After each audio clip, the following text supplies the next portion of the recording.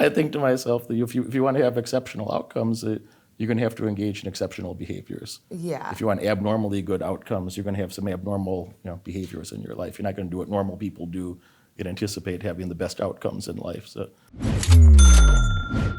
today I'm chatting with Katlyn Chookagian. Katlyn's the top of UFC contender, and you're 125 pounds? Yes. And you beat up some really tough girls over there.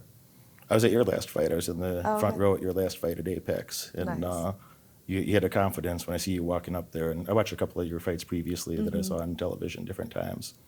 But then that was the first time that I saw you fight live. And so there's like a calm confidence going there that it looked to me like somebody that like put in the training, feel like it looked like a sincere confidence, you know? Yeah, I definitely never get, you get like a little anxious before a fight, but I don't really get nervous because I spar so much that I'm like, I have confidence in my skill that I'm like, listen, I did everything I can to prepare for it. So I'm not nervous about I hear people say, I get nervous, I'm gonna get tired. I was like, that's one of the only things that you can kind of control is like your cardio, And I was like, that's so weird. I can't understand. That's the only thing I'm not worried about is like getting tired. I can't imagine going into a fight worrying about that. But yeah, there's a wrestling gym in Jersey that I go to, and they have on the thing, it says, believe in your preparation. And it's such a simple, easy thing, but I don't know. I think that's like, if you just train hard, then no matter what the outcome is in the fight, if you know I did everything to prepare, it's like, all right, well, maybe today wasn't my day. And, but also I've been like number 2 for a couple of years. Like I've been in the top 5 almost my whole UFC career, except for like the first year. So I think that kind of has a confidence where I'm like, all right, I just know that like I'm good. This is what I'm good at, and I've always been good at it. So I don't really get like nervous. It's just kind of what I do. Yeah, just top in the world, Just Yeah. another day in the office. Yeah, exactly. What does that path look like? That doesn't happen accidentally, that you develop a skill set to, you've had title fights, you did very well. You had, as you said, you've been a top contender for most of your career there. What does that look like early on, or what is the beginning of your martial arts or life journey? Yeah, martial arts has just like always been my life. And so I don't think of it as, oh my God, you do. People always ask, they're like, oh, what do your parents think when you wanted to get into fighting? I was like, well, I started karate when I was 4 years old. And, a lot of kids do karate for like discipline. My older brother did it, and that's why I got into it. And I always excelled in it. So even when I was super young, I was always like the best one in my class. And I loved doing it, but I always liked kind of the attention that I got for being so good at it, which I know probably sounds like bad to do things, but I was like, oh, okay, I'm getting rewarded. When I did every other sport too, and I was always good at them, but I didn't like it because there was like girls that were like better than me. I'm like, if I go to karate, I'm better than all the girls and all the boys. Now I'm like, just some like random girls are better than me. Like I don't like that. So I've always did them more for the social aspect. My friends did sports, but I always did karate. And, as I got older, I started doing kickboxing and jiu-jitsu. It was at the place where I was training karate, but it kind of changed styles as I got older. And, but I hit that age in middle school where school sports were really popular, and, I wasn't doing the school sport, so it wasn't cool. Everyone's like, oh, you're doing karate. I got made fun of for doing it. But I was like, no, it's cool. It's not like, they're like, oh, you do Mr. Miyagi stuff. And I'm like, no, it's not really like that. I don't know, I'm doing fighting. It just seemed cool. And that was before social media, so no one knew what you were doing. And now it seems like for kids, like the more obscure things they do, the cooler it is. But yeah, and then in high school, I just got I was always obsessed with it. Training when I came home. When I was younger, I would practice like my kata in the living room, move all the stuff, practice it. And then I started competing in kickboxing and boxing in high school, and that's when I really got into it. Like I started doing the Golden Gloves, and then when I did that, I was like, oh, this looks cool. Like I won the Pennsylvania states for Golden Gloves. When I did that, I was like, oh, this is cool. I went to like Pittsburgh. I traveled. I was like I was like 16. I did the women's division, so it was all ages. So once I started doing that, I'm like, oh, this is way cooler than just like playing field hockey at my random high school. And then I quit all those sports and I just focused on it. And I kind of never really thought, because at this time there wasn't women in the UFC. There was a couple like women fighting in Strikeforce, but I didn't even really watch Strikeforce at that time. So I didn't really know. I didn't have anyone to look up to like, oh, this is what I'm gonna do. I just kind of loved it and did it. So I just assumed, after college, well, before college, I was like, I'll just stay at my gym. I'll teach. I like teaching kids, and I'll keep fighting for fun. I didn't really think it was, going to be a career. My parents made me go to college, and they're like, you could do whatever you want. If you want to do that after college, it's fine, but you have to at least go. So I went for business management and marketing. And then after college, I was like, okay, I really want to do this. Like that was when Ronda Rousey started becoming popular, right before the UFC, but people started paying attention to it. And I was like, oh, that'd be cool. I'm like, I'm just gonna bartend so I can train all day.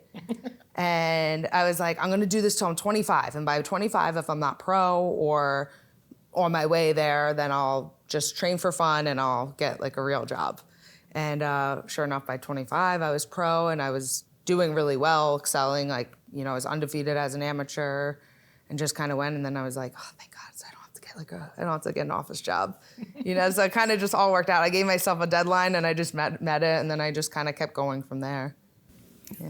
Yeah. I quit my last job when I was 19, and it's not even a thought in my head anymore that it was since my early 20s. It's not been a thought in my head that I would ever have a job again. Yeah. So I'll be 43 soon, and it's a good thing to avoid if you can. If you can find another path in life where you have more autonomy to spend your time how you want to. I hesitated for a second because I thought to myself, there's people out there that think that like, oh, when you don't have a job, when you're an entrepreneur or where you have a unique career like you do, then you could just do what you want. Right.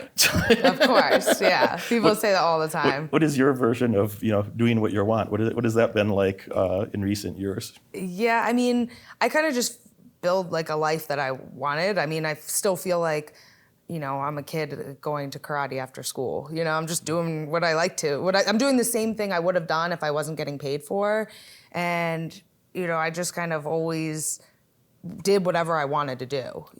Explain to them though, like what a training camp is, or what that process is like to, in entrepreneurship. My version of doing what you want is, I still work 14-hour days, most days per week in my 40s. Literally haven't taken a day off since I was 20-something. So not a day in my 30s. On my birthday, maybe I'll work 6 hours instead of 10 or 12 or 14. And I've been very well rewarded for that, and I generally like what I do. But you wouldn't call it leisure time, No, definitely not. In your profession or in your area of independence, alternative lifestyle, what's training camp like? I mean, training for me, I'm obsessed with like a schedule. When I'm in camp, like I do 10 weeks. It's a strict schedule. You can ask me any date in the past like 6 years. Go back 6 years and give me a date. I could probably tell you what I did that day because it's so regiment. And then usually like the 4 weeks after my fight is when I'm like, during camp, I'm like, all right, I'm doing all this strict. As soon as it's done, I'm like, I can't wait for a day where I could just chill at home. And then I'll fight on a Saturday. I get home Monday and I sit around, I sleep in like a little bit, and then I wake up, I'm like, oh wait, I actually don't have anything to do. Like I was like, and then I'll go to the gym, and if I can't train, if I'm like beat up, I'm like, oh, I'll just go and hang out. I'm like, oh, then it's fun to go to the gym and not have to be there. Like, I'm like, you know what I mean? I don't have to do Monday boxing, Tuesday this. I can be like, oh, I want to do all jiu-jitsu this week. So that's my idea of like free time of training, is just picking what I want to do each day, but I'm still training every day. But I definitely get a little bit more leisurely time in than you probably do. I love going. We live in Long Island on the water. We love taking our boat out and going to the beach. So that's kind of like my chill time. But I'm obsessed with training. Like I'll train and then do that. I had a tough business task yesterday that I've been procrastinating. I don't procrastinate much, but it's maybe my least favorite thing that I had to do this week. Yesterday was the day for that, and I knew it was going to kind of suck for 5 or 6 hours. And my friend and coach Jake Shields, he's my main MMA coach, and we text back and forth, 6 days a week, And I told him that in my old age that I could have retired a long time ago if I wanted to, or I don't have to do anything if I don't want to, you know. But I told him that that I've worked so much on business recently that my spare time now I enjoy getting choked or thrown in my ass by professional fighters, Yeah, not very relaxing. and then working on boxing until my bones are bruised in my hands and they hurt for 10 days. So Yeah. I said on the upside that I'm starting to do enough nerve damage in my hands and knees or my hands and legs that kicking stuff or punching stuff doesn't hurt as much as it used to. Yeah, getting used to it. So those are my my leisure activities now. Is have Frank Mir was over recently throwing me on my ass, or Tito was over before that, or worked on single legs more than 100 times with Mike Chandler when he came over. So just doing the same monotonous thing. Yeah. You know what that is, but you started martial arts very early, and I'm picking that up later in life. So somehow that's become like my fun time of the week, where I'm not doing like work. Right. And it's kind of cool, like the thing I like, and I'm starting to realize it as I get older, is like with training, it's like, if you go to the gym by yourself and work out, you still have your phone right next to you. Sometimes you're like, I'll be like on the treadmill or the cardio machines and I have my phone with me. But when you're training, you really can't look at your phone and you have to focus the whole time. So it's like, in a way, it's like, I guess that's what people would experience when they do yoga or meditation. I don't really have the focus to just sit there, and just totally zone out like that. But when you're training, you have to be focused the whole time. You can't really be like looking at your phone or thinking, or someone's like beating you up, Yeah. So it's kind of a nice way to force yourself to shut off from other things and just focus on that. I'm curious your take on this. I'm not anti-meditation, but maybe it'd be like number 80 on my to-do list of things I'd pick up in life. Yes. So I think for some people, it seems like it's very useful for some people. It's not for me. But sort of the practice that I developed 20-ish years ago that I've just been doing, literally every day. About 10 minutes before I go to bed, I'm in bed, and just about 10 minutes, I think to myself, well, what are the 3 most important things you have to do tomorrow? And I think to myself, one of them is always finance. I think what's the most important money opportunity tomorrow? And it might not be short-term money. It might be a building block that it'll make me money in 5 years or 30 years, or it might be a bit esoteric. But what's the number one opportunity? Something I have to do tomorrow that'll enhance my financial future in some way. And the second one, I always think, what's the most important, like relationship, friendship? It might be with my girl. It might be with a friend or a client. But who's the person or the people that I need to focus on? Helping them accomplish something tomorrow that'll also be beneficial to me in some way in the future. Yeah. Again, might not be specific, might be a little fuzzy, but investing in those relationships. And then the third one is just whatever's top of mind today, whatever seems important today, whether it is or not in the big picture. And I just think about that for a few minutes before bed, and you have to actually answer the question, Yeah. Because if you do that for a long time and you don't make yourself actually focus, then you just start telling yourself the same thing repetitively or telling yourself some bullshit. So you have to actually make yourself focus and answer the question. But then in the morning, I don't jump out of bed and go, I just revisit those things at 3 minutes, 5 minutes. Yeah. Are those still the biggest or most important opportunities of the day?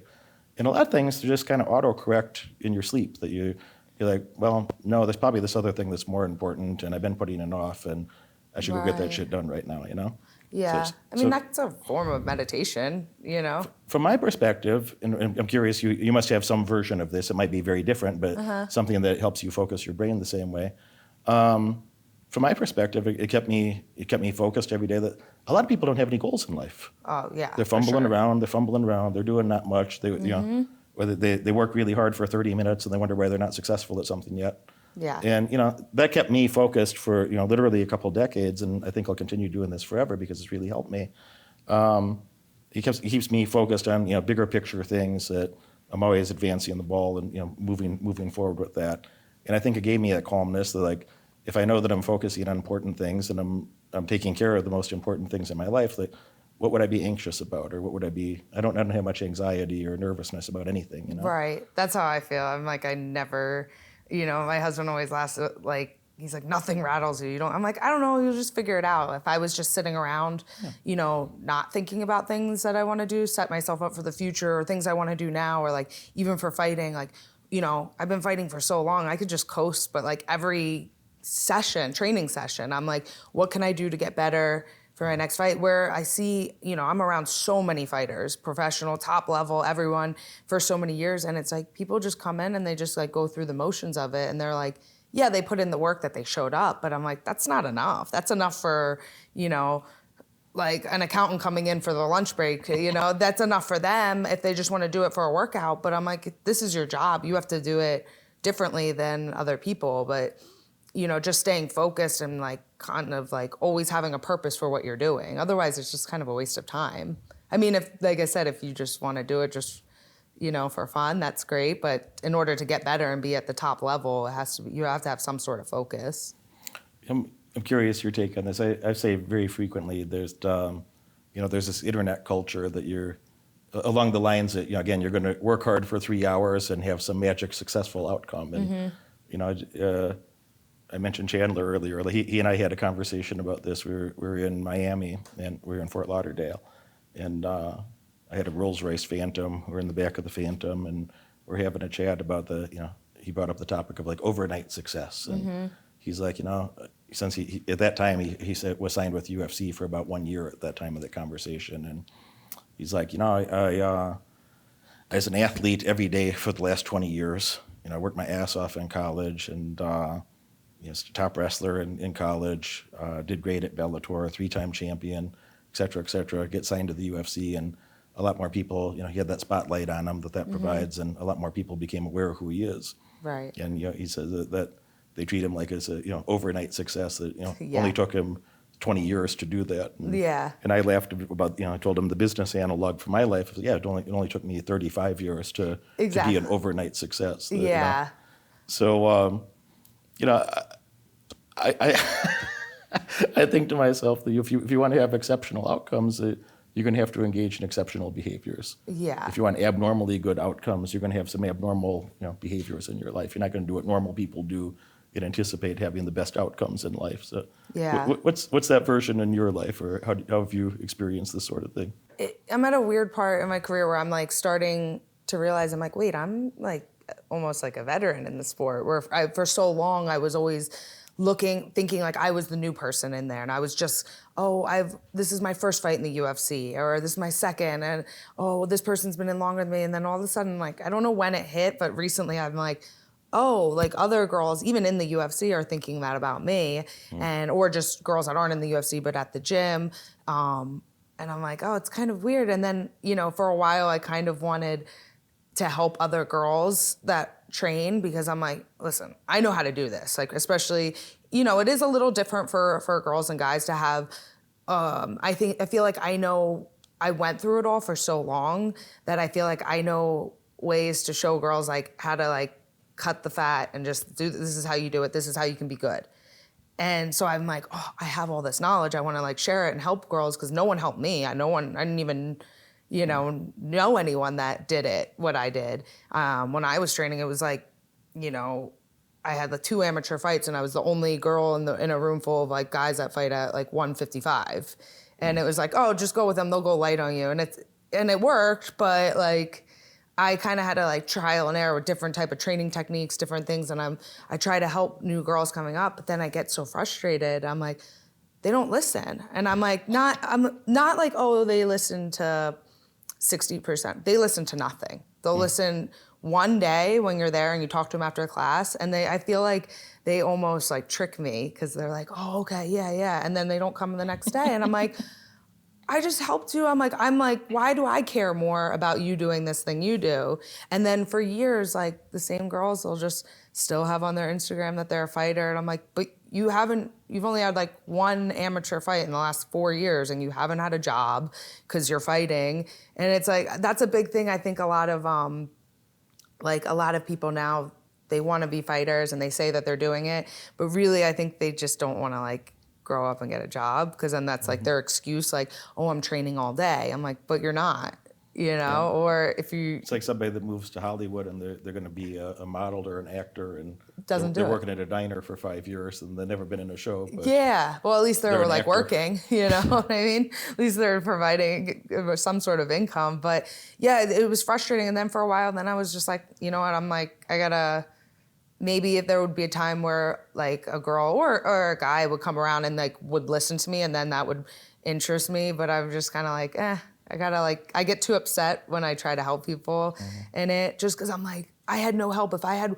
one girl that wasn't even good, just had a little bit more experience with me, like give me a little bit of advice. And then when I give the advice to these girls and they don't, like I've had girls where I'm like begging them, like, you can come. They're not at a high level yet, but I'm like, they could be good. So if they come and they could be a good training partner for me, if I help them get better, they'll be a good training partner for me, I'll get better. And I like try so hard and I can't get them to do it. And I'm not beating them up, you know, I'm like helping them. And it was so frustrating. And then I just realized, you know, you just gotta worry about yourself sometimes. And then I think if that relationship comes along organically where someone wants your help, then that's a different case. But this topic's like it's a emotionally sensitive one for me, that I've been this fool yeah, that tried to help a lot of people that didn't want to help themselves. yeah, it's tough. And I tried to do that with family members when I was younger. I tried to do that with too many of my friends when I was younger. And you know, I've really learned better over time. And then, you know, when you just talk about the truth of it, people think that, you know, oh, that sounds very callous or cold. Or no, it's just reality that, you know, I can't help somebody who doesn't want to help themselves. And, Yeah. you know, I had this conversation with Tito that he had some of these same type of frustrations. And, you know, the way he said it, I thought made a lot of sense. He said, you know, hey, I can put my hand down and try to pull somebody up, but as soon as you start tugging back on me, I got to let go. Like, Yes. you stay down there if you want to, you know? Yeah. And I had friends early in life. I had the worst mentors or role models, or the people around me in my childhood were just universally awful. And that's still a learning experience. That Yeah. You see people that are making bad financial decisions, or, you know, substance abuse type issues, or numerous other, you know, awful things that they were doing with their lives. And I'm like, well, I'm definitely not doing that. You know? Right. That's I've good. seen that path, and I see where that one, you know, that behavior leads to. So for sure, that's not for me. But I felt so happy if there was somebody that I liked or respected, or I could learn something from, that, you know, it's like a nudge in the right direction. That was so big and so important to me early on. You know, that I had an affliction that I would project that other people must want that too. And I think that's maybe the trap that you're describing. Of That, course, like, you know, yeah. oh, I felt that way and it meant so much to me. So if I could help somebody else, that clearly it would be beneficial. They told me their goal is this. And if that was their sincere goal, clearly it'd be beneficial to take these next couple steps. Yeah. But you don't see the action in alignment with their words. And I'm like, oh, I see. And Yeah. so you have to leave them there. But my path out of that, I really wanted to earn my way on, you know, the best mentors or role models. Anything that I wanted to learn from the best people doing that. Right. And frankly, just as a kid from a pretty shit family, I didn't have that spot in the world yet, you know. So I was thinking to myself, like, how could I earn a better teacher, and when somebody would tell me something, I'd go do it eagerly. Yeah. I'd go do it as close to perfect as I knew how, and I'd come back and ask for feedback and be like, you know, hey, the thing you told me to do, I did that, and I did it like this and like this and like this, and like, do you have a second you could look at it and, like, you know, what could I do better? What could I do better? I think a big part of that too that I've noticed growing up is like not being afraid to ask, which is something that sounds so simple. You know, even when you're a kid, they're like, oh, no question's a dumb question. But as you get older, it's like, I think it's worse when people get older, they get more like insecure about themselves and they're afraid to ask and open up to people. And I'm like, wait, if have the opportunity to be around people that know more than you, like, why wouldn't you ask them? And I find that most of the time when you ask people, they're eager to help, you know? You know the crazy shit? You for sure you had this experience in life. Is like, when you go talk to another top performer and you ask them a question, they're generally happy to help. Yes. You know, it's like the people in the middle that are negatively judgmental about that. It's like, you know, oh, you don't know, blah blah blah. It's like, Yeah. people that are doing very well at something are, you know, generally very happy to help somebody else who they see is making the effort. Right. So the idea that a person might have out there where, like, you know, oh, if I ask, I'll look stupid. Well, you know, you might. So I'll start with that model. Like, if you ask, you might look stupid, but if you don't ask, you'll actually be stupid for the rest of your life. So better to look stupid for a moment than be stupid for the rest of your life.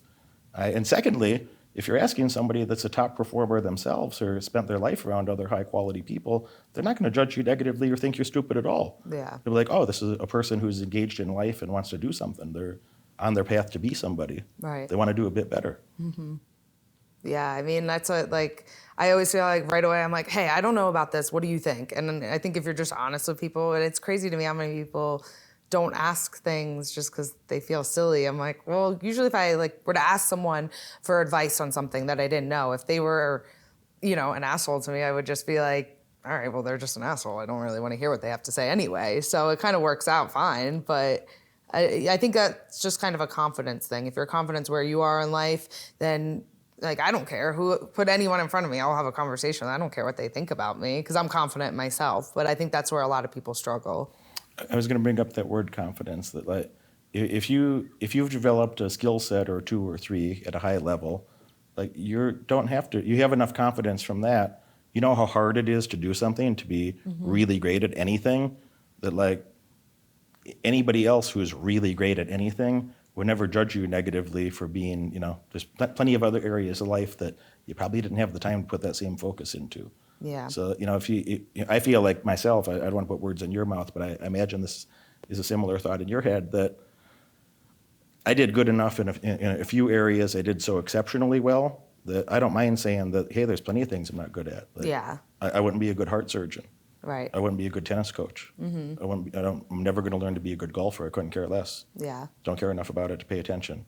But there's a few things that I'm exceptionally good at that, like, I have the confidence to be mediocre or even bad at many things. Yeah. And be like, well, I'm not judging myself that way. I never said I was going to do this, and this too. That these are the things that I spent my time doing, and I do them very well. That's I do probably it consistently. Yeah, that's probably why you like training jiu-jitsu and MMA, because you can't have an ego when you do that, especially if you've never done it and you go into it, blindly. You're like, all right, I'm just starting from square one. You have to have no ego. And if you have, I think that's when people that start it, whether it's later in life or just as a hobby, they have success in it and they do so well because they're just so open to learning. There's no, if you go in with an ego, it's pretty hard to learn. Literally every one of my coaches, my two main coaches, my boxing coach is Paulie Malignaggi, comes over 3 days every 4 weeks. And we'll work 8, 9, 10 hours together, and like it's very exhausting to me. 8, 9, 10 hours, every 4 weeks. Jake comes over, same thing. Spends a couple nights with me. So we work out 3 days together every 4 weeks, and then I'll fill in the blanks between that. I have people like Mike Chandler, Tito Ortiz, Frank Mir, Chuck Liddell's coming over, Hoist Gracie's coming over, Derek Brunson's coming over. Anthony Smith, literally several more, and forgive me for forgetting your name at the moment, Gilbert Burns. Henry Hooft was with me on Wednesday this week. We're working on kickboxing together. So I don't try to pretend to these people that I'm any better than I am. Like, I'm actually starting to get pretty damn good at a few things, but on day one, I'm just like, well, it's day one. And I suck. Like, what are the first steps? Yeah. What are the first steps to suck a little less at this? Yeah, you don't want to jump into like, all right, I want to learn this or this. It's like you have to be like, no, you tell me what you think. In a relatively short period of time, when Frank and I are first rolling together and grappling, jiu-jitsu type stuff, that he's telling me, and it's no disrespect to Frank. Frank's I'm not going to win that fight if we had a real fight, But I thought it was very complimentary that he's like, man, I had to, there's times where he has to go to a fourth or fifth move to tie me up, And so to me, that's like great progress that, a guy that's a multi-time world champion that's my weight is, frequently having to do a third thing, fourth thing, fifth thing. That to me, that's a great indicator of progress. Right. I'm still lose, 99 out of 100 times, I'm still going to lose that battle in a real fight. But that's significant progress, That's the awesome thing about it. You see, there's so many ways to see progress in jiu-jitsu, and I think that's why it becomes like so addicting to people. And there's so much you can do it forever. Like I always say, I'm like, oh, when I'm old and retired, I'm retired when I'm like a grandma. I'm like, I'm gonna be that old lady in jiu-jitsu on the side of the mat, like telling everyone what to do and stuff, because I know I could do that forever. And the type of person that would make fun of that, it's not somebody that's a top contender like yourself. It's not another world champion. Like, the type of person that would make fun of what the process I just talked about is somebody who has no talent in that area. It's probably the people that are like on my comments on Instagram. Yeah. They'll see me train. I've got at the moment a bit over 4 million followers on Instagram. The people see me training, and a lot of people send me 85% of the messages I get are very nice. Yes. I mean, some of them are nonsense, and then of the ones that you pay attention to at all, it's really more than that. It's probably 90-something% are very nice, and. Yeah. But there's few people that be like, Derek, you're fat. Yeah. I was like that's what you noticed. Yeah. Like, I made $2 million this week. I'm exhausting myself and working on multiple projects and like, but that's the thing that you noticed about me. Of course, you know. All right. Yeah. But that's where it comes with the confidence where you're like, I don't care. But who's the type of person who's making that? Think about exactly. Their life. That's what, Sometimes like, like after my fight or like, people will comment things like negative things. And I feel like sometimes my family gets more upset than me. And they're like, did you see that? I'm like, I don't care. Cause like I'm the one that's in the UFC. They're the one that's buying the pay-per-view at home. Yeah. Or you know what I mean? I'm like, I don't care. If anything, if they're saying something, it's good, I have the same thought. If you're inspiring emotions in other people, that like your haters are really your biggest fans oftentimes. Yeah. Like, a hater is somebody that like they probably have some level of skill, but they didn't have the same commitment to actually do something with it. And they're watching, getting upset. Yep. And somewhere in their mind or somewhere in their heart, they have that realization of like, well, I could have done that too, or I could have. So well, you didn't put in the time. Yeah. You never developed the skill, and probably that ship has sailed, and they're never going to have that skill. So somewhere in their head, they knew they could have done something, or maybe not as good, but they could have done much better than they're currently doing. Yeah. But they didn't make that commitment earlier in life, and then they're mad at themselves. The number one thing a hater hates is themselves. Yes. Yeah. Have you ever been hated on by anyone doing significantly better than you? No, definitely not. No, not even like kind of close. It's always like the absolute bottom. Yeah. Yeah. Yeah. It's the number one thing a hater hates is themselves. Yes. Before they degenerate to the lowest of the low, the bottom of the bottom that we talked about, that how do you intervene and help that person that like somewhere earlier in life, maybe if you put your hand out, you would have helped somebody, maybe they would have taken it, maybe they could have done better for themselves. So that if you found any useful way to nudge somebody, maybe a family member or friend that you wanted to bring with you on your success journey. I kind of just, I like put the hand out if they take it, if not. And I just tell people, like, I think with that, you just tell people that you're willing to help. And if they want to accept it or not, I think it's harder sometimes for someone like me to accept it than for them. So I think also having expectations of like different relationships you have with, whether it's family members or friends, I have some friends that I'm like, we talk every day and we it's great, but we don't really talk about anything, and I just know, and it's like, especially friends or family members that you've had as your life changes, your relationships change. And I think I used to like upset me with like some friends I have where I'm like, I want to help them, I want to be honest, but I'm like, they don't want to hear what you have to say, and that's fine. And then you just don't have expectations. You just realize, okay, this is a friendship where, we just kind of talk about nonsense or just catch up what's going on, recap. And then you have other friends that you're like really diving in deep about like what you're doing in life, what you're feeling, how you can get, whether it's help, financially, like, or even just emotionally, just like going through things with friends. I think kind of having those expectations and knowing that it's okay to have some friends that are like, silly, fun friends. And then there's friends that you guys want to like succeed and help each other and get better at things. I don't have any accidental friends anymore. Yeah. And some people, again, they think that sounds mean or disloyal. So, no, I was more loyal to my friends' futures than they were. Yeah. I tried to help them more than they cared themselves to help themselves. I wasn't disloyal to my friends. I wanted them to have a better future. I tried to help them have a better future.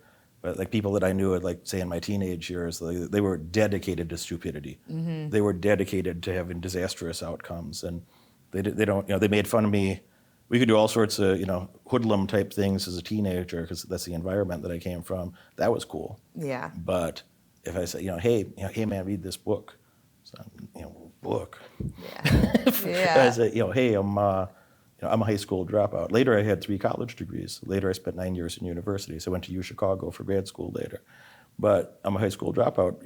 When I said, hey, like, probably should go take your GED and like come to like community college with me since we're too stupid to have done what we needed to do to go to a real university fresh out of high school. Like, yeah. Let's go to the local community college. And I went and had nearly all A's and honor roll, or dean's list, and I got an academic scholarship from there and went to Ivy League school later for grad school. But they made fun of me for stuff like that, and like, hey, come work on this business thing with me. So, man, I'm doing my own thing. Okay. Well, the 6 friends I had from childhood, they were doing their own thing, and 3 of them are dead now. Yeah. And one's doing 30 years, and one's doing life. Wow. And the sixth one is crippled up, that he was high and drunk and operating heavy equipment in a factory. And it's his fault that he's, badly injured himself and like partial limb amputation type Wow. thing, So, and he's just smart enough to remember every day for the rest of his life that he's a dummy and it's kind of his fault, Yeah. So that's where they're doing their own thing, and that's how that worked out, So as an adult, I learned kind of painfully. I didn't want it to be this way, but Right. you know how like you want the world to work a certain way, and you try to do your part to make the world work that way sometimes, but that's not really how the other humans behave, Yeah. Most So- probably don't. Yeah. So I just learned, I'll ask somebody once, and if it's somebody that I know, like I know them well, I know their heart, or I know, their real ambitions or potential in life, I might ask them a second time and say, like, are you sure you don't want to do this thing with me? I really think it'd be a mistake for you not to look at this and do this together. And if they're not kind of responsive the second time, I'm almost never saying, I don't think I ask anybody a third time anymore. Right. I don't recall the circumstance that I would ask anybody a third time today. That I was like, all right, if you're, I'm here and I'm going there, and I'd love for you to come with, but If not, it's fine. somebody else but will come with. Yeah. Somebody else will fill that space in my life, Right. And when you were talking a moment ago, I thought to myself, like, wow, like, those categories of friends, if you will. So Yeah. with my friends, I'm not mean to them. Like, they know I have their best interest in mind. That they know that I'll be like, if I say something, it might sound a little harsh, but like, you told me you want to do this. You told me you want to do that. Your words say this and your behavior say that, and you need to modify this behavior if you think that's a real thing. Like, if that's something, if you're not serious about it, that's okay, but don't tell me some bullshit then. Right. And don't tell yourself some bullshit. But if you are serious, you probably need to modify your behavior here and here if you really want that outcome. And I would never say that to normal people, to people on the edge of my peer group. Like, if they bragged me a little bit, I don't argue back, or I don't feel the need to say anything much about my life. And usually I just compliment them. So, oh, you got a 6% raise in your job. And somewhere in my head, I think, well, inflation's 8% under the current administration, so you're actually losing money, but Yeah. But you don't want to hear that, so I'll just say, well, congratulations. Yes. I'm glad you're doing well. Yeah. Hope things go even better next year, And then I'll go do something else, I don't spend Yeah. time talking to those people, but be very nice to people that are, on the edge right there. There's no need to offend, no need to argue, no Yeah. need to create cognitive dissonance, or they just hate you for it. They just And resent you for if it. they want to hear it or if they don't. Yeah, that's been my unfortunate experience Yeah. with that. But, what are some of some of your training partners, coaches, mentors, people that did choose to live a life more like yours? You seem like a person that's very scheduled, regimented is a word that you used. That you have your life planned in advance. I have zero free time for 2-3 months in advance. Anything else I would put in, I'd have to lose even more sleep than I'll already lose. So, my life's planned a couple months in advance. You might be more scheduled than I am, I'm not sure. How has that changed your life, or what have you learned, or what inspiration perhaps you might have derived from being around other people like yourself? Definitely in fighting, people always ask, like, who did you look up to? And like I said, when I got started, there wasn't any other females really, so I didn't. And by the time that like Ronda Rousey was popular and all that, I was kind of already, even though I was still amateur, I was like, well, they're not really like my idols. I'm like, in a couple more years, I'm going to be fighting them. So like, I never thought of them as above me. I thought we were kind of all on the same level. But someone that I trained with a lot is Frankie Edgar. And, I've always looked up to him just from the second I started training there. I was like, oh my God, this was, not long after he had the title, and he was like, super, super well known. And I was like, in the room, I was almost like nervous around. It was like the first like person I've seen on TV that I didn't know, and just seeing, I'm like, oh my God, I get to see how he trains. Like, we're at the same sparring session. And I would just kind of like look over and just see what he did. And I just did the same thing because I figured, well, if it works for him, like, I'll do it. Like, after we were done sparring, he started shadow boxing. So I take off my gear and I'd start shadow boxing because I'm like, well, I guess that's what you should do. If he has a world title, he's doing it, it must be good.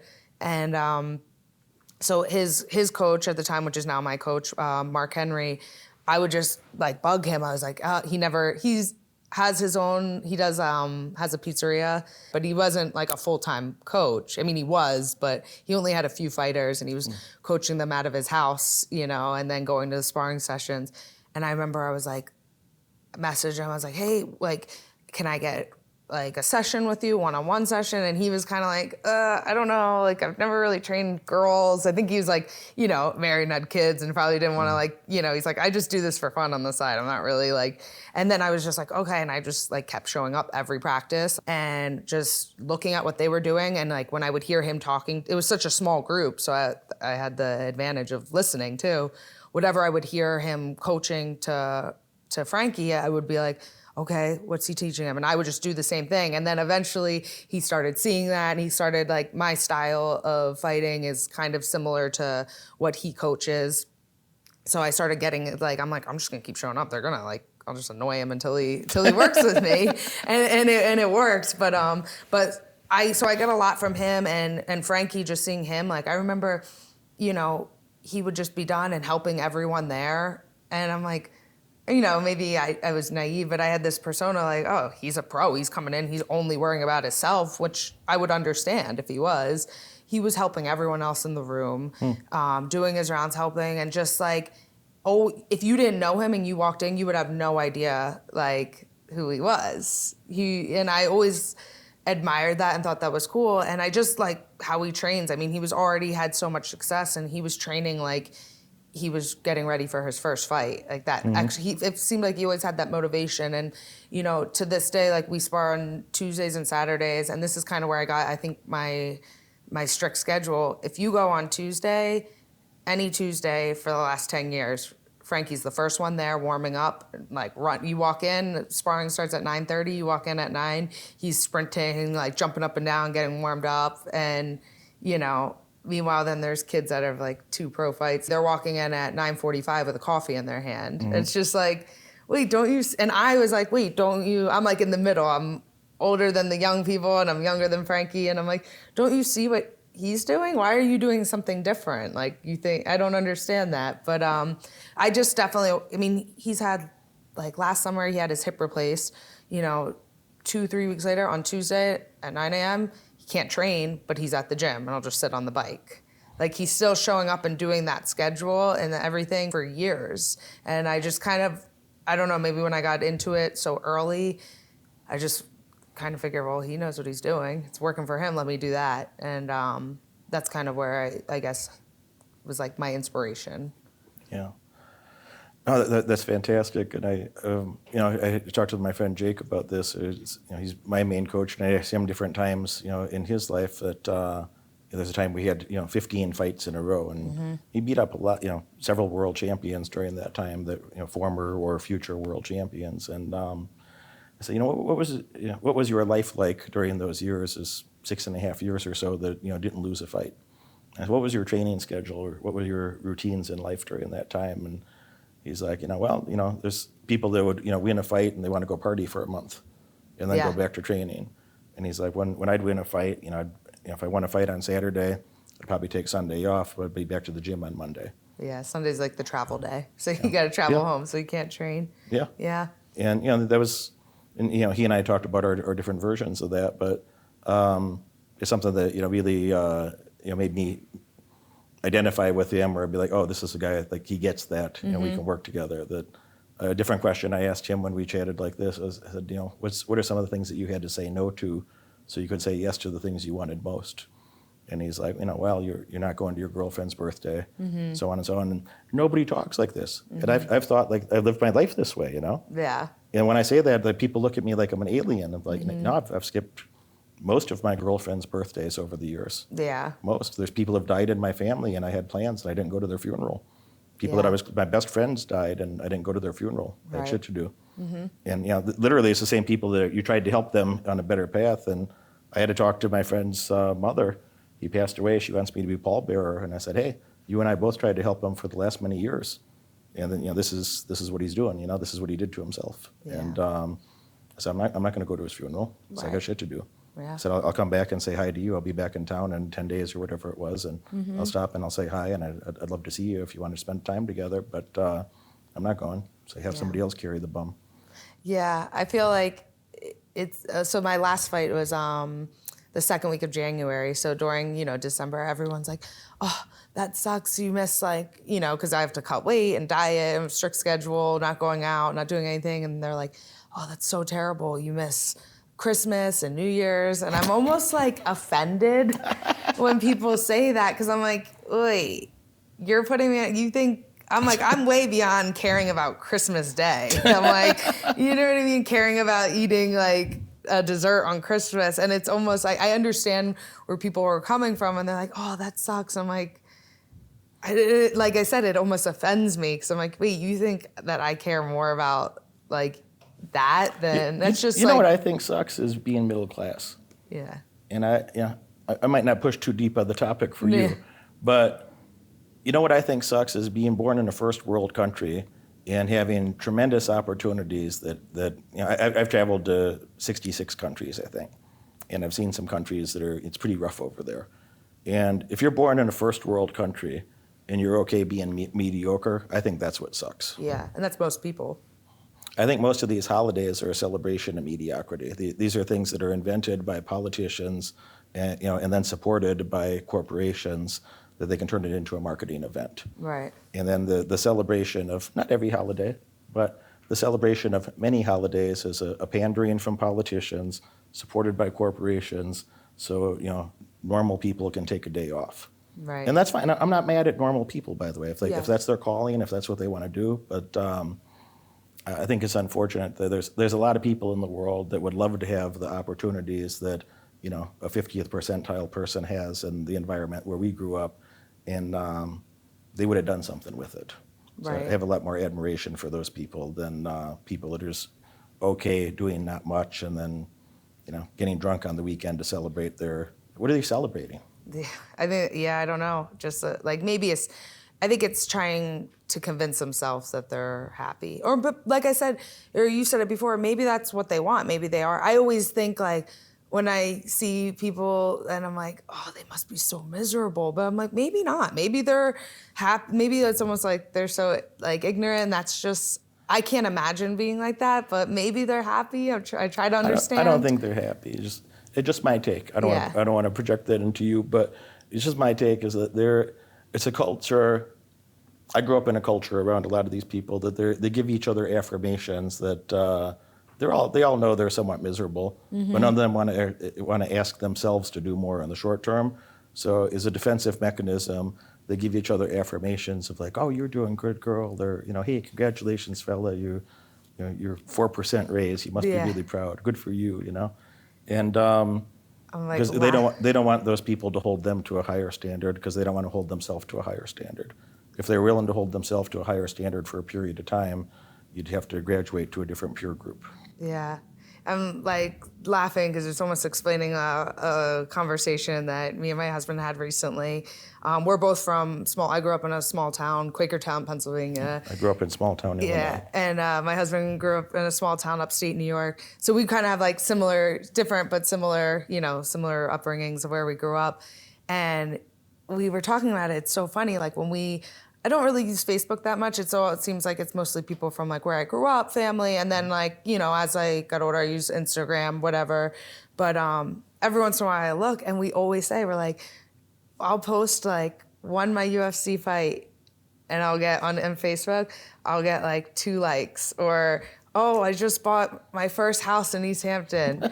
No one likes it. And then I'll look and I'll see someone like, oh, I, something so silly. Like, I don't even know, like bought a new, bought a Jeep today, my life dream. And everyone's like, congratulations. Oh my gosh, that's so great. And all those people follow me. I'm like, I'm fighting for the world title. And I know everyone sees, they don't say anything, but if someone has, I think it's like if they see something that they can congratulate people as long as they're doing things that they could do.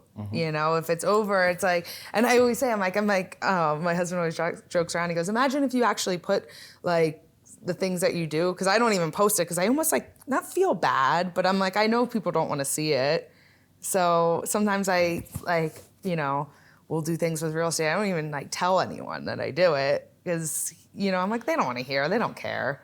You'd have the same circumstance, but most of the highlights of my life don't make it to Instagram. The things that I'm actually, Instagram is a trap where, if you're having a moment of sincere fun and happiness in your week, then you're supposed to stop the actual fun and take your phone out here and say some staged fake bullshit and have pretend fun instead of actual fun. And that's my take on a lot of things that I see on there. And I don't mean, some of my happiest moments of the week are some of my private conversations with friends or new acquaintances, or conversations I have with my chauffeur. Or I enjoy talking to my chauffeur more than a lot of other people that are influencers. Yeah, or something. exactly. Yeah. I have much better conversations, and they're productive and they're sincere, and versus a lot of people that you'd meet, like Hollywood type or social media type people. So those are some of my happy moments. And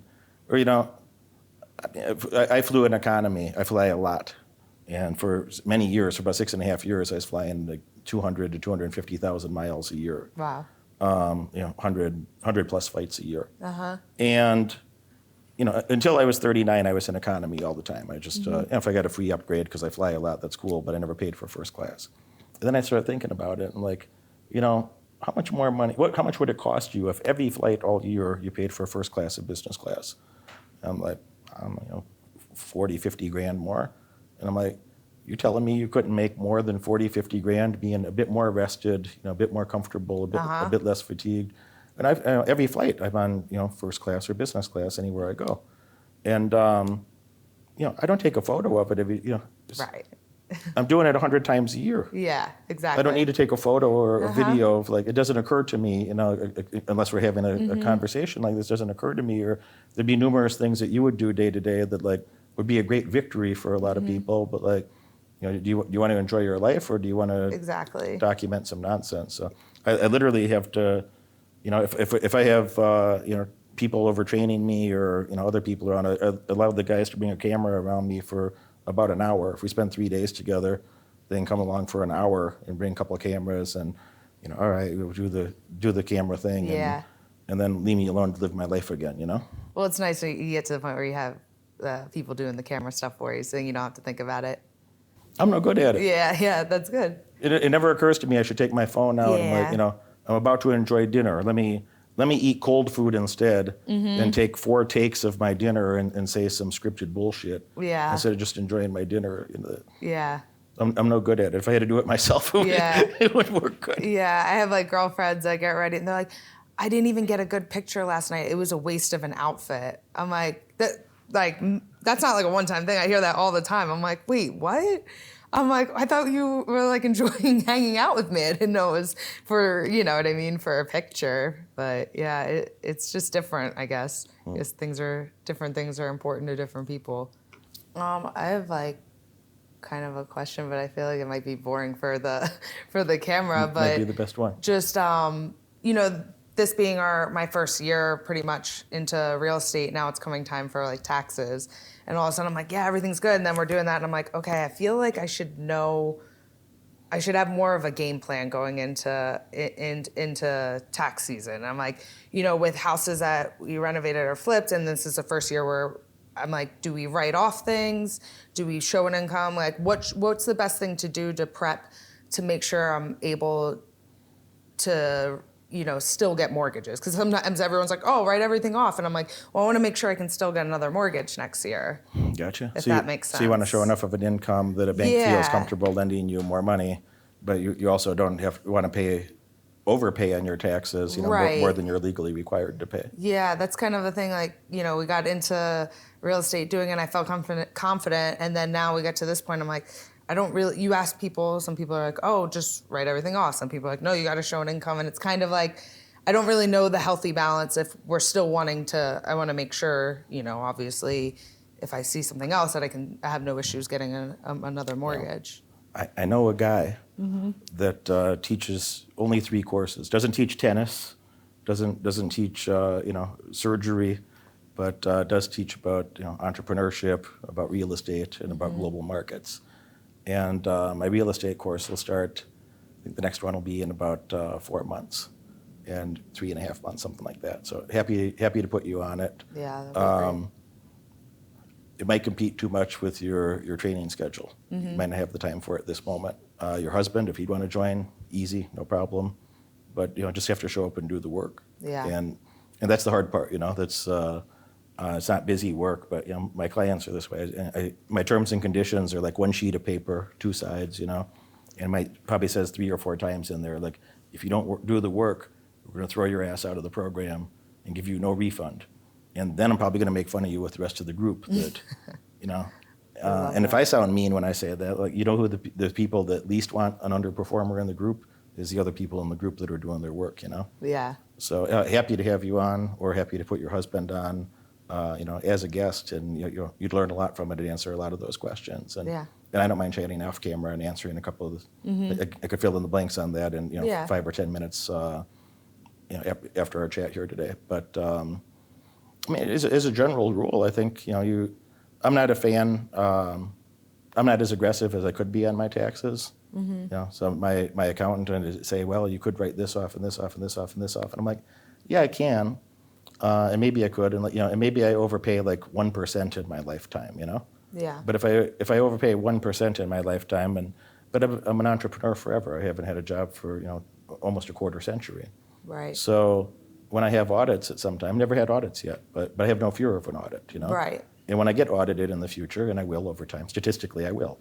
But when I get audited in the future, it's like I don't have to deal with it. I can literally just have him of like, yeah, if you need me for something, let me know, but just take care of this. Right. And I don't have to have any concern whatsoever that I was too aggressive on something, or I have to explain something that is questionable. Like I just don't do any of that, On the other hand, the Supreme Court says, and any reasonable person would agree, like you're not obligated to pay more tax than you're obligated to pay.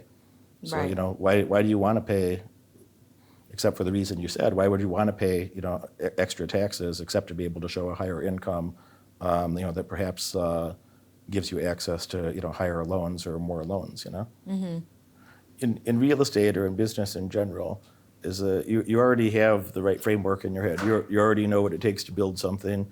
You already have that disciplined framework of, I have to schedule things. I have to show up on time. I have to show up for my own success. I have to hold myself to a higher standard than anybody else would hold me to, et cetera. So you already have those habits in your head. You've been living your life that way already. And in business, it really helps to be able to tolerate uncomfortable situations. I'll tell you about a specific. I'm buying another property. I just put a deposit on Tuesday. I put an earnest money deposit for 2 properties from the same seller, and I already own property in the same building, so it's like a neighbor, and I go talk to the neighbor about, hey, we ran into each other in the hallway, and I said, hey, I understand you want to sell your home, and they're, yeah, we're listing it, this and that.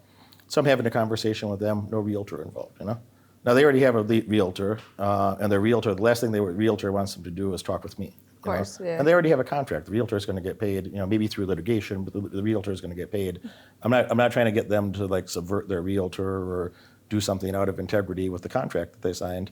But there's nothing for me to talk about with the realtor if I don't have the conversation with the homeowner first in this context and be like, what are you thinking? What kind of money are you looking for? When would you ideally move, et cetera, and have a basic structure there. So we have that conversation, and the realtor wants to interject and cause troubles, and I say, I told them again. They said, well, a realtor would like you to talk to them. I said, what I just said. There's nothing for me to talk to them about. I'm like, I want to meet with you tomorrow. I said, think about it overnight. I'm going to think about it overnight, and at that point we're $70,000 off, and the purchase price, and a 7-figure purchase price, and I said, we're somewhat close, but I see that you're asking me to come up, and I'll have to think of it to myself if that makes sense. If you're serious about making this deal, it's you're going to reduce your expectations slightly, and I said, but I'm a cash buyer. I don't need the property right now. I can you can move out on the day that you want to, and I'll take possession on the day that you choose. Yeah. That's valuable. Which is huge, yeah. I said, you already, of me that I'm already the biggest property owner in the building, and so on and so on. And so these people, the realtor is very uncomfortable about the whole thing, So I get the text messages in the morning from the realtor, say, oh, I represent them and talk to me, and I ignore that one, of course. And from the owners, they say, well, your realtor would like you to talk to them, and so there's nothing to talk about. I said, we agreed we're going to meet, 8 p.m. or so when you get back from your professional job, And if you want to meet, we'll have a chat about it. And if not, good luck and best wishes, but not with me. Right. And I don't mind being uncomfortable. I don't mind Yeah. these uncomfortable things, And they agreed to meet with me again. We had a conversation I opened that. I just said, hey, I just want to chat with you 10, 15 minutes, see if something makes sense. I'm not telling you to do something out of integrity with your realtor. All I'm saying is there's nothing for me to talk to them about. If we come to terms right now, we'll call the realtor in 10 minutes. We'll tell them to draft up the contract. Like I said, the realtor is a secretary. Right. Let's just be clear. Like the realtor is a secretary that, if you and I sort things out, the secretary is going to take some notes. They're going to fill in the blanks on a contract that they're not qualified to draft. Right. They're just filling in the blanks, and they're going to do what we ask them to do. And if you and I don't have those terms, there's nothing for them to do. Like I'm not going to go. I don't have the time to have 10 phone calls and talk to the realtor, and they talk to you, and they get back to me, and I'm not going to answer because I'm busy, and I got to call them back, and they're not going to answer because it's dinner time or some shit, and I'm not doing it. So I don't have time. Yeah. I said I will give you this. I will close on that date. I'll pay cash for it. You don't have any of these contingencies if somebody else has to sell the house or this thing or that thing. So we shake hands on that. The man looks me in the eye. He's a surgeon. The woman, I think she works in the medical field as well, and I see she's well educated. I'm not sure exactly what she does. We all agree on this. So all right, call your realtor, and we do. Realtor's like, he doesn't know that I'm there. Says, let me guess, you had a visit from your neighbor today. And I said, well, yeah, they did, and I'm right here, in fact. And I think we have a deal in the works that would make sense. And why don't you make notes of X amount for earnest money, closing on this date, and so on and so on. And I said, why don't you draft that up? And I said, can you use a DocuSign? Yeah, so send me a DocuSign overnight, and so on and so on. Now, the realtor then finds 10 permutations to complicate things, because in his head, in his middle class brain, he can't imagine that a deal could come together that easy. Yeah. In my head, it's normal. Yeah. I'm like, all right. I talk to the people. I know the property. I know the building. I'm the biggest property owner in the building. I've done major construction projects there. I know how everything is built. I know everything about it. There's no mystery to me. Right. I have the money. I know, everything's good. But in the realtor, he's like, this came together really quick. We don't want it to fall apart just as quick. And so they say, will you put down a higher earnest money deposit? I said, no problem. Just reduce the purchase price. So happy to. You want me to? They said, we'd like you to have more skin in the game. I'm like, well, that's not the deal we agreed to, but I'm willing to play along. I said, have the homeowners reduce their purchase price, at least $10,000. He said, then I want you to reduce your commission. Since I'm going to make a concession and they're going to make a concession, I need to know that you are too. So if you want to meddle in the deal, no problem. We already made a deal. I asked you to write it up. If you want to meddle in the deal, I'm agreeable. But how much are you going to reduce your commission? They're like, why don't you just take it to 1%? So you don't care about my finances or the deal we agreed to. Reduce your commission to 1%. Have the homeowners reduce the sales price $10,000, and I'll double my earnest money deposit. No problem. I was like, you know the answer. Yeah. So we go a few rounds about this, and then I said, hey, I'm not going to have 3 more conversations about it. We agreed to terms. So you put those terms in paper, send me the contract, I'll sign the contract. So if I don't have the contract in the next 24 hours, I don't want to do the deal. I can't have these conversations. I don't have time. You don't get it, So these weren't nice conversations, Yeah. And I told him, you're a secretary. I said, don't be confused that I give a shit about what your opinion is. Don't give a shit that the sellers should they might, but they're mistakenly being too reliant on your opinion. Yep. I said, you're a secretary that's going to be compensated tens of thousands of dollars if you just don't mess this up. Yes. And then they said, well, could you at least provide, proof of funds? I said, well, no problem. I thought that was very reasonable. Yeah. I said, no problem. I said, I'll send you a screenshot from my brokerage account with my name on it, summary statement with my name on it. I'll send you a screenshot from my bank account, summary statement with my name on it. No problem. So if more than 8 figures liquid, no problem. I can pay for the property many times over. We're good. Yes. So then I do that. Then the guy calls my brokerage firm, and of course they won't talk to him. And then he's texting me. He's like, hey, I tried to verify your account with the broker, and they won't talk to me. Would you call them with me? And I said, are you fucking insane? And I texted him. Yeah. Like, you're fucking insane. Like, you bumped your head in the shower. What happened today? And so I got to call the guy again, and I tell him, he's like, well, I told him who I am. I'm like, you told him you're a realtor. So you told them you're a realtor. They're supposed to talk about they're like, I have a private client account. Yes. And they're gonna risk losing an 8-figure account to verify information with a realtor who may or may not be who he says he is. Exactly. And I said, you're really going out of your way. I said, you're kind of full of shit. Yeah. And I said, you're really going out of your way to ruin the easiest deal of your career. And he's like, well, it just makes people uncomfortable and uneasy. He's the only one uncomfortable. Yeah. Yeah. He's causing trouble for the seller. The seller's comfortable. Yeah. I just met with him and his wife. Yeah. They're both happy. I'm happy. That's all that matters. And I told him, I have to deposit this money on Tuesday, or it's not going to happen for another week. I said, I'm not going to change my schedule on Wednesday. I'm not going to change my schedule early Thursday. I'm going to fly a Thursday night. I'm going to come back Monday night. And I said, I need a mutually signed contract. If you want me to make the deposit, it has to be done on Tuesday. And so if not, it's going to be at least another week. I said, I'm probably going to lose. If I have to have 2 more phone calls with you, I'm not going to have interest in this in a week. Right. And I'm sincere about it. I don't need the fucking property. Right. I don't need the deal. I'd like to have it. You know what I'm going to do with it? I'm going to destroy a perfectly good 2 properties next to each other, perfectly nice 3-bedroom home. I'm going to destroy it. And I'm going to put a wrestling room and a boxing room and an extra guest room that I don't even need. But occasionally, 3 times a year when I have that extra guest over, they'll be able to stay at the compound with us, and it'll be cool. Right. It's like, that's what I'm going to, you know what, guess what? I already have a wrestling room and a boxing room. You're like, I just want a different one. All I'm gonna, yeah, and we just built it. Yeah. So this amazing. one's more convenient. It's on the same floor as other properties that I own, and I'm gonna destroy a perfectly nice 3-bedroom home, so I can rebuild a wrestling room and boxing room that I already have, and then add a guest room, and it'll be on the same thing. So I don't exactly need this. Yeah. But it was amazing to me that that same sort of middle class thinking of like the person who will compliment their dog's birthday but won't compliment you on extraordinary outcomes that almost nobody ever accomplishes in a lifetime. It's that same sort of mentality that's like it's just causing numerous ripple effects and problems. Yeah. And like it was extraordinary to me. And I told her, so finally I told him I'm gonna get you a letter from my CPA, and I had the same CPA for about 12 years, and my accountant's gonna tell you the general facts. He's gonna sign off on it on company letterhead, and if the sellers accept that, that's great. But I need a mutually signed contract by by Monday night, because I'm gonna take care of this Tuesday or I'm not. So I do that, and they sign the contract.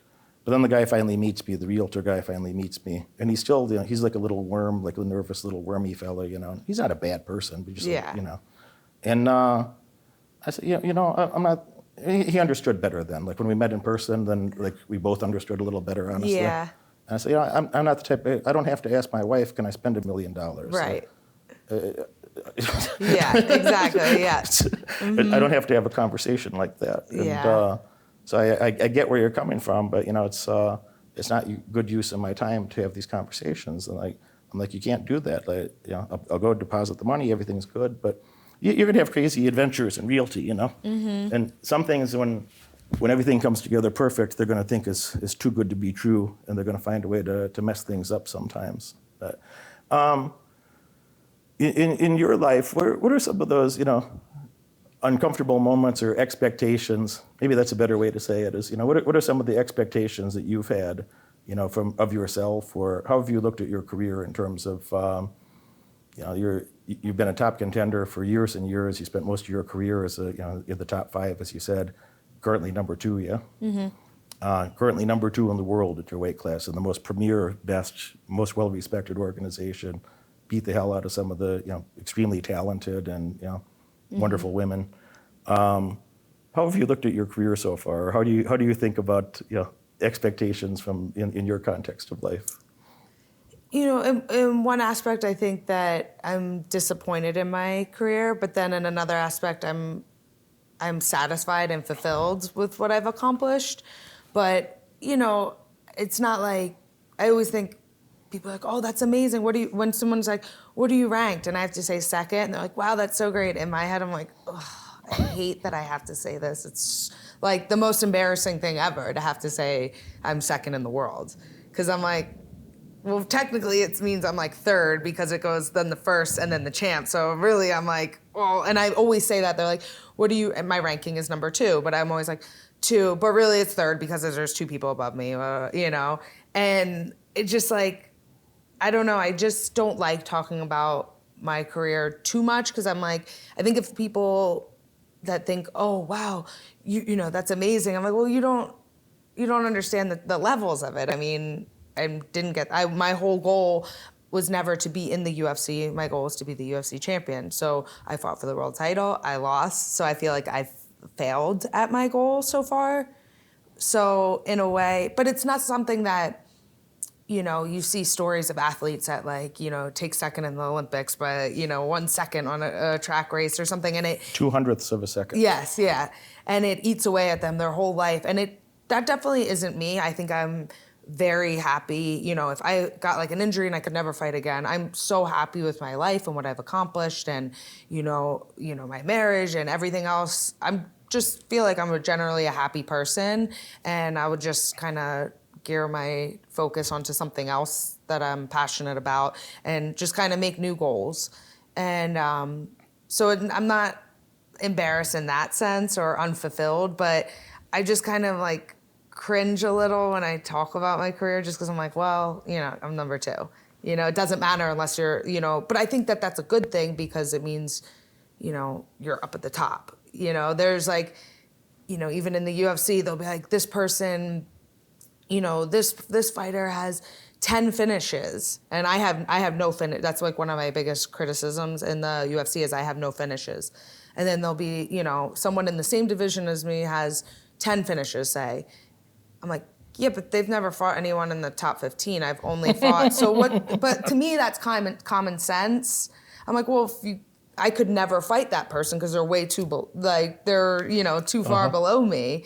But I don't know. I think it's like just kind of having high expectations for yourself. And, some people are happy. I see other fighters in the UFC that are, at the very bottom. And when I see how they act, even in person or on social media, I'm like, wow, they're like, either they're faking it or they're just like, I'm in the UFC and this. I'm like, oh my God, I'm like embarrassed to tell people because I can't say that I'm UFC champion.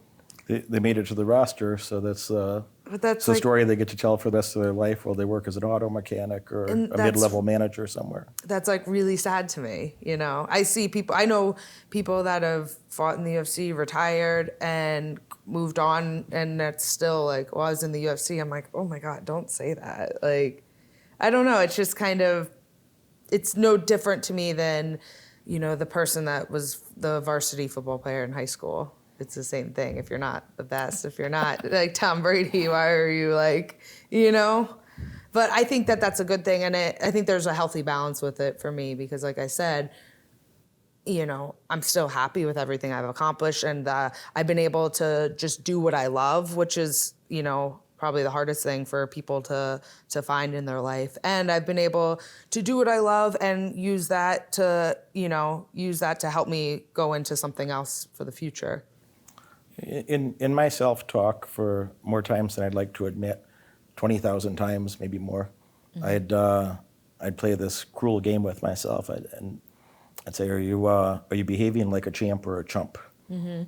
And to explain that to others, I think you understand intuitively, but I'd use that as a motivational tool for myself to be like, well, are you currently engaging in a behavior that would lead to a high-level outcome, a champion-type outcome, something you'd be proud of? Or are you engaging in a behavior that would lead to a 50th percent, mediocre chump outcome? And you see my disdain for the middle class is consistent and pure. That helped me accomplish a lot of things. I probably did that for certainly more than a decade, maybe 15 years. And, you slept 3 hours and you got stuff to do. And, the yesterday didn't go like you planned. Today might not go like you planned, but I got shit to do. And say, I don't feel like doing it right now. Well, the success gods don't care what I feel like. They only care about my behaviors. Right. Success gods don't care what I feel like today. The success gods don't care what you feel like. Well, they do care about your behaviors. What are the behaviors you're going to engage in? Is that going to bring you, closer to your desired goals or outcomes, or farther away? So that was a cruel contortion that I abused myself with for a long time. Later on, I thought, and I'm curious your take on this, because you'll have something might be life changing for someone to hear. Later on, I thought, not until I was in my early 30s, maybe 31, 32, 33, I started thinking, you already have a history of performance that, I don't have a laziness problem. I don't have a lack of willpower problem in the context of business. I probably eat too much, but I don't have a lack of willpower problem in that context. And so I trusted myself that I'm going to get up and go do the difficult tasks of the day. And then I thought, well, if you know you're going to do them anyway, why don't you just talk to yourself in like the most polite, or have the most positive perspective possible about the situation, so long as you don't start lying to yourself. Right. Because I'd rather feel like shit in the short term and get great results than start telling myself that I'm getting great results, but I'm not. So that was a shift for me. And then you always have to fact check yourself, or have a bit of accountability. Like am I really doing the best? But I found that I got a little bit more relaxed. That I still did all the tough things that I needed to do, and I felt just a little bit more warmth in my heart while I was doing it. That it let me do a little bit more and a little bit more. But did you have some standard or some mechanism of cruelty or goodness that helped you advance to where you're at today? There was like at one point in my career, I was like where I had to switch up what I was doing with my training, in martial arts. And I've I would say I'm like a martial artist. I'm not an MMA fighter. So it's like the lifestyle, and I grew up learning all about loyalty. And it gets pretty tough. There's in jiu-jitsu and any type of martial arts, that loyalty is so big where people don't want you. And there's a lot of control with coaching and teams, and you can't train here, you can't do this. But for me, being like a female, I can't train in one place because I need training partners. And that's, sometimes I have to, I live on Long Island and I train in South Jersey. So if I train sparring there, it takes about 3 hours of traffic to get there. So I try to leave, before, so I leave my house before 5 a.m, and then I get there an hour early, and the gym's closed, and I just sit in my car for an hour, because otherwise it'll take me 3 hours to get there. So, I definitely do whatever. I could just stay on Long Island and train there every session, but it's not what's best for me. I kind of have to do all this. But to me, I have the opportunity to train at all these places. People are like, oh, why do you do that? That's crazy. I'm like, oh, I'm so lucky that I have this great gym on Long Island and I can also go to this great gym in South Jersey, and I can go back and forth between them. And realistically, I mean, people commute. I see people, not so much now, but pre-pandemic, commute from Long Island into the city every day to do something they hate. I'm like, I have to drive to go train. This is fun, so I'm not complaining. But I, there was some times where, I kind of struggled with people I was training with having to branch out, and they didn't agree with that. And it's tough because it was sometimes with people that were there from the beginning, so they kind of hold that against you. But I think for me, especially in MMA, it's so individual, and I think you have to know what's best for yourself and be realistic, kind of like what you said, be positive, but you have to be realistic with yourself too. I never seen anybody get great results over time from lying to themselves. Right. And, I had to make that decision. It was tough too because, that's where I kind of, as I got older, I started to realize, like, when you're younger, you assume everyone that's older than you knows more than you, and then, as I got like to my late 20s, I was like, wait a minute. I'm like, you realize like people don't really, there's a lot of people that don't grow and don't mature from what they are when they're 20 years old is what they are when they're 50 years old. But, when you're younger, you don't realize that. And, having to make that decision to, hey, this is what's best for me. I need to start going here, doing different things. And it might upset people that, hold it against you and be like, I was there for you from the beginning. I'm like, yes, and I appreciate that. You were also like compensated for that. And, but, this is what I need to do for myself, and, not letting people kind of control you if it's not necessary, and then do it your own thing. And I think after that is when I started kind of hitting like my next level. That along with confidence, I think that's what I was able to reach the next level. I think that's kind of what brought me from being in the UFC to being a top contender. Look, I've been to your fights. I've seen you fight on television. I was at your last fight, and I was in the front row and cheering for you, by the way. And the skill set is there. The reason I asked you to come through and chat today is I really saw the confidence that you looked like a person that was prepared. Yeah. You look like a person that, you spent that, you paid your dues and had that lifetime of training and developed the skills.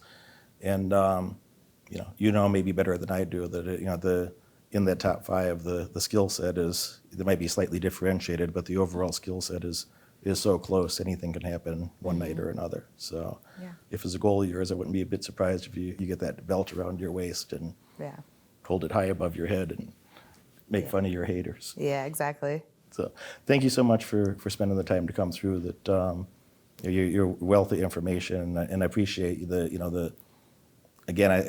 the part that really stands out to me personally. Is I seen you going into that last fight, and I see some people that are trying to hype themselves up, and they're trying to.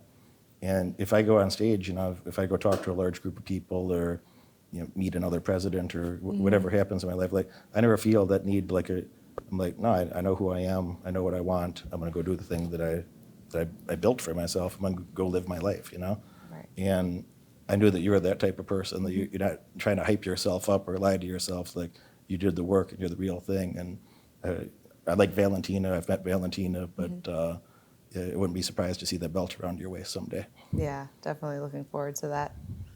Thank you so much. Thank you so much. I appreciate your time. I was living on my coach's living room on a mattress. I ended up just bouncing at a bar. I'd been a cop. I quit my job. And Derek Moneyberg presents 10 Commandments of Wealth. took the gamble on myself to become a successful professional fighter and make it to the UFC or Pride. And at the time, and am I making a sacrifice right now, or am I just investing in a better future? So it's easier for me to make those decisions when I think about it as like, oh. Yeah, absolutely. And now that you mention it, having to actually really process and think about it, I think that word sacrifice is kind of like, I believe it's the word that the ones at the top kind of use to make everyone else feel better about it. Because when you're at the top, now you realize that was an investment. Was everything just golden and easy and handed to you, or do you have a little struggle yourself along the way? No. Yeah, in 2013 and 2015, I was living out of my car, full time, and I was too proud to ask for help. Like, how ridiculous is that? You're living out of your car and you think you know it all. And 2015, that's when I kind of I knew that I didn't know it all. So why not find experts in that and really shortcut that? I thought I was going to just chip away. I thought I was just going to read books till I was an expert. I never really talked to anyone that actually did it. It's been about a week since I've joined the 10 Commandments of Wealth program, and there's so many interviews that are offered in this program. I'm inside the Derek Moneyberg 10 Commandments of Wealth program. This is an awesome program that you're gonna love. I'm gonna use the principles and the knowledge from this program to help me boost my leads in my marketing firm. Buy this program, it's a wonderful investment for your future. You won't regret it, and you'll absolutely love it.